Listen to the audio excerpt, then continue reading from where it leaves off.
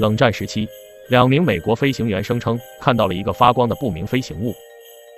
随后有传言它是前苏联的绝密间谍飞行器。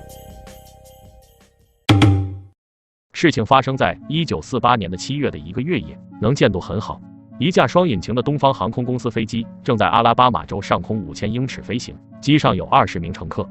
飞机机长希利斯和副机长琼斯正在执行从休斯顿飞往亚特兰大的例行航班。他们驾驶的道格拉斯飞机是当时商业航空领域的主力机型。机长希利斯是一位经验丰富的飞行员，拥有超过8500小时的飞行经验。副机长琼斯也在第2次世界大战期间为美国空军服役过。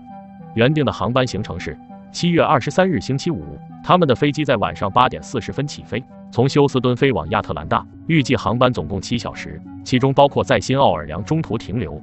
然而在7月24日凌晨发生的事情，很大程度上偏离了预期。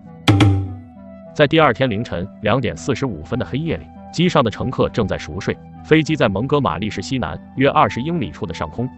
正在以170英里每小时的速度飞行。突然间，机组人员看到了一个奇怪的飞行物，它看起来像是某种飞行物。当时那个飞行物在月光下飞行，而且没有机翼。过了不一会儿，它的尾部喷出了光芒的火焰，长达50英尺，瞬间从飞行员的身边飞过。它的飞行速度比他们的飞机快得很多。他们估算不明飞行物的飞行速度是每小时500到700英里。起初他们还以为是美国的新型军用喷气式飞机，因为军事机密没有公开出来。但在接下来的15秒左右，2位飞行员近距离看到了高速飞过的飞行器的更多细节，他们得到了完全不同的结论。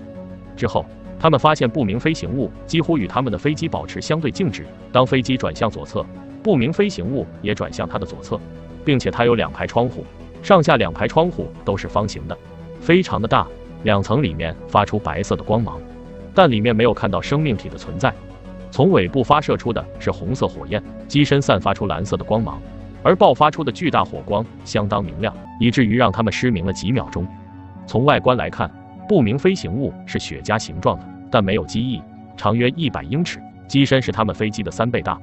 正在他们想要进一步记录的时候，不明飞行物朝着新奥尔良的西南方向飞去，消失在黑夜的云层中。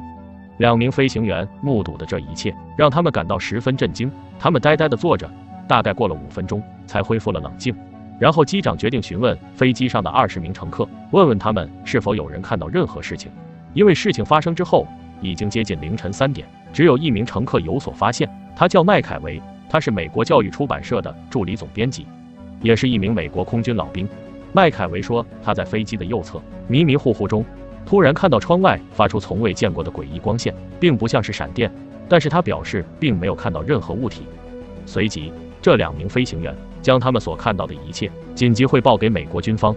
降落亚特兰大后，他们在7月26日接受了媒体的采访，近距离接触不明飞行物这个事情瞬间引爆了媒体，成为美国各大版面的头条新闻。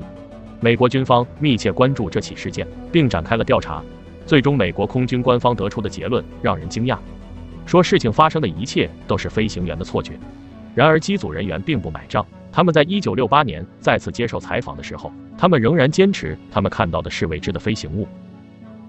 这起事件直到现在还是一个未解的谜。好了，感谢大家观看，如果你还想看更多的奇闻异事，请你点赞、收藏、关注，那是对我们最大的支持和鼓励。谢谢大家，下期见。